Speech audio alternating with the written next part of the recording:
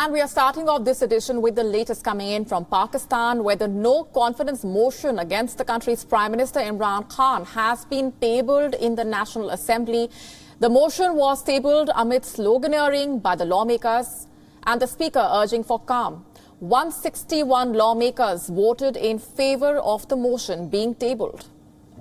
Under Clause 1 of Article 95 of the Constitution of the Islamic Republic of Pakistan, this House resolves that it has no confidence in the Prime Minister, Mr. Imran Khan Niazi, and consequently he shall cease to hold office under Clause 4 abed. The National Assembly has been adjourned till Thursday. A debate on the no-confidence motion will start on the 31st of March. In the coming days, the Pakistan National Assembly is likely to witness a storm as the lawmakers debate the motion.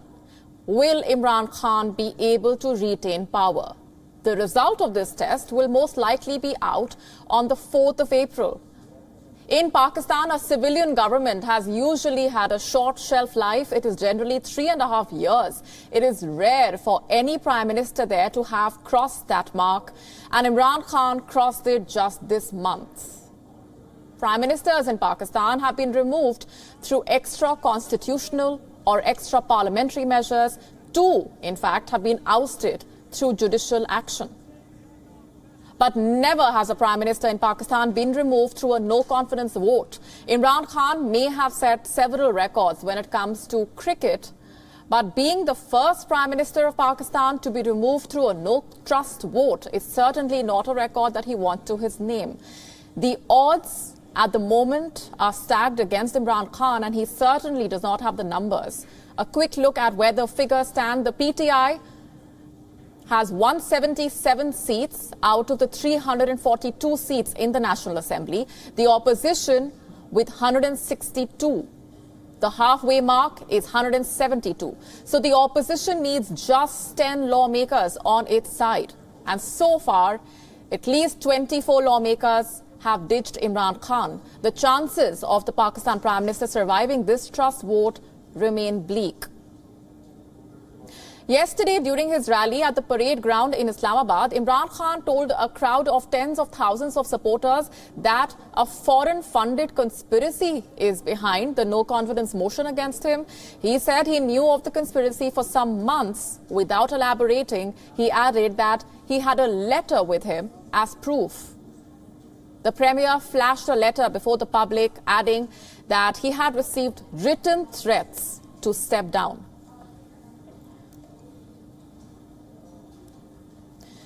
It's not just the National Assembly. Imran Khan also has a crucial test pending in the Punjab Assembly now. The Pakistan opposition has turned its guns towards the Punjab Chief Minister Usman Buzdar. The opposition has submitted a no-confidence motion against him in the Punjab Assembly. The Speaker is bound to convene a session within 14 days now. Let's go straight across now to the spokesperson of the Pakistan Tehreek-e-Insaf, Abdul Samad Yaqoob, who is with us on the broadcast from Islamabad. Thanks very much for being here with us. How prepared is the party for this challenge, given how the numbers at the moment seem to be stacked against the party? What is the strategy going to be looking like? Well, PTI and all allies are, we are struggling to intact these numbers. Irrespective of few of disgruntled PTI members who got bribed, we have evidence, irrefutable evidence against them, and we will file those evidence in the Election Commission. But the fact of the matter is, I second you when in the introduction you have said that the shelf life of the Prime Minister in Pakistan, unfortunately, is from 3 to 4 years. Although from last 20 years the Parliament has completed its 5-year terms, but unfortunately no Prime Minister has ever completed his term in Pakistan, which is very unfortunate due to over immature political dynamics which are getting mature now. But we were expecting that at least this most popular Prime Minister which has shown its popularity yesterday's rally.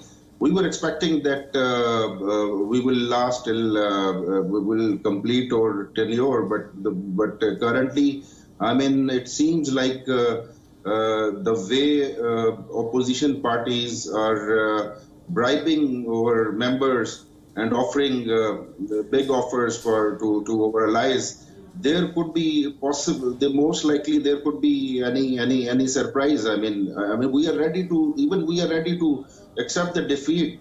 I mean, our struggle is beyond the parliament. Our struggle is beyond that. We don't want to. I mean, we are not looking to prolong our government in a conventional and a typical way, because in Pakistani dynamics, political dynamics, government has much more to give to these MNAs and these parties. I mean, we can misuse the state fund while it comes to satisfy these members, these politicians, in order to remain them intact with the ruling party, with us. But the fact of the matter is, Imran Khan has refused to opt that sort of conventional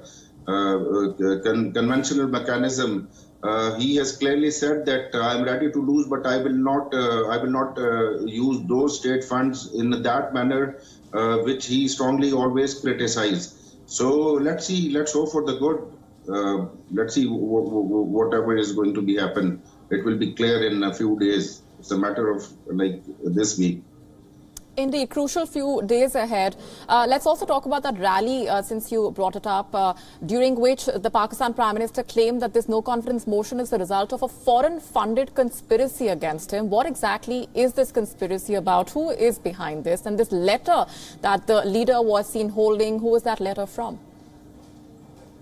Well, I'm not sure. I mean, if Prime Minister is stated that and he has shown the letter, I believe that there must be a credible threat. I mean, Prime Minister is always, under the threat. But this letter, which Prime Minister has shown, made me believe that this must be a credible threat, and it should be public anytime sooner or later.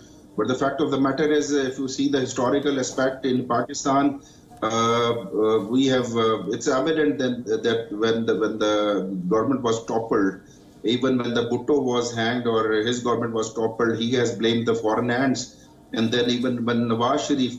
So this is a common phenomena by all prime minister. Most of the prime minister, when their government is toppled, they allege the foreign hands the involvement of the foreign hands in the Pakistani politics. But at this time, I believe that this time it should be investigated. The fact should be established that whose hand are those who can influence the Pakistani politics, because if the Pakistani politics can be influenced by the foreign hand, it is a shame for us. All right, let's also get in our Pakistan Bureau Chief Anas Malik onto this conversation. Anas, we have been closely monitoring those developments in the Pakistan National Assembly. If you can take us through the key takeaways with the debate now set to take place on the 31st of March. Well, Molly, it has been an eventful day. First, a session that was supposed to begin at 4 p.m. local time, that was delayed by an hour.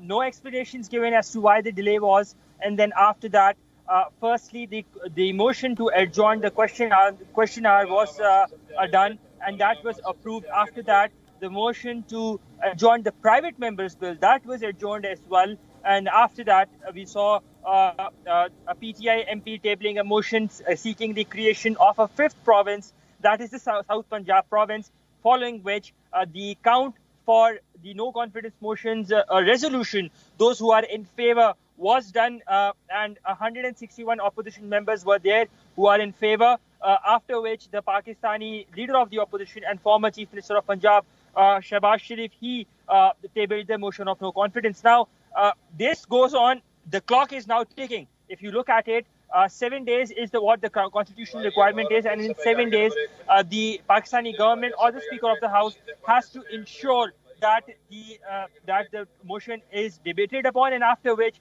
voting is also done. The clock is currently ticking.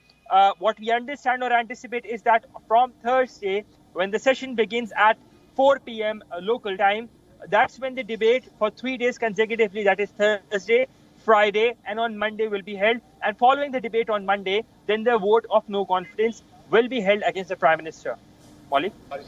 Right. Before I let you go, Abdul Samad Yaqoob, let's also talk about the criticism that's been coming in from the opposition consistently about the delay in the tabling of this motion itself. Well, it's the norms. I mean, it's the norms that opposition always criticize each step of the government. Everything is done and everything is done by Speaker under the rules of the business of the parliaments. So, I mean, they should not criticize. I mean, it's useless to criticize once everything is done by the constitutional framework and the rules of the business of the parliament. So, I refuse their criticism. Abdul Samad Yaqoob and Anas Malik, thanks very much for being here with us to get us a better understanding of this political crisis which is only intensifying in Pakistan. WION now available in your country. Download the app now. Get all the news on the move.